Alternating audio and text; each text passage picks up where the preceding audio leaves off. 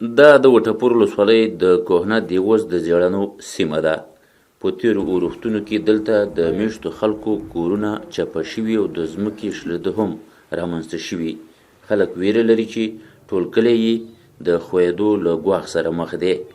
دغه غر په دې ټول کلي باندې ور روان دی. ولې او سربندونه هم خراب شوي دي، سړکونه هم تاسو ولیده چې خراب شوي دي.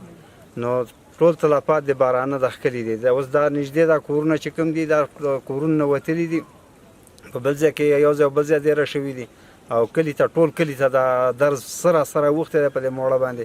ټول کلي ته دا زیان تاوان نه وررسي.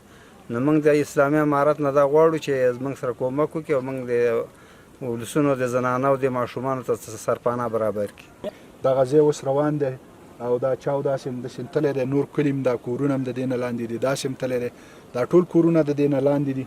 نو موږ د ټولو زراعتي ځمکې دي د ټولو چارواکو باندې زموږ حق دی، دولتي چارواکي په مرکزي حکومت په ولایتي حکومت په ټولو باندې زموږ دا غږ دی چې د زموږ دغه غږ واوري او هغه ځایونو ته ورسوي چې هغه د دې خلکو سره په جدي تور باندې کومک وکړي، د دغه مشکل او د دغه تکالیفونه خلاص کړي.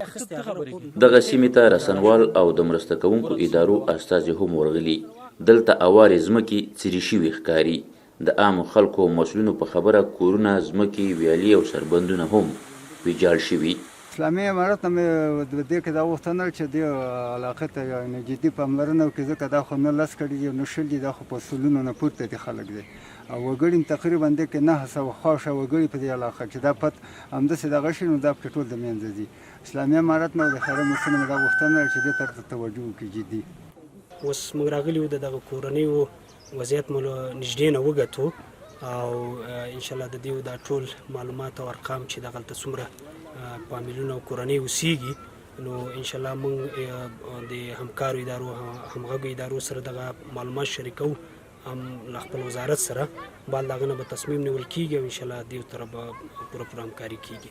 دا په داسې حال کې ده چې تیرو اورښتونو نه یوازې دلته خلکو ته مالي او ځاني زیانونه پیښ کړي بلکې د ټول کونړ په کچه خلکو ته ورته زیانونه اوښتي دي.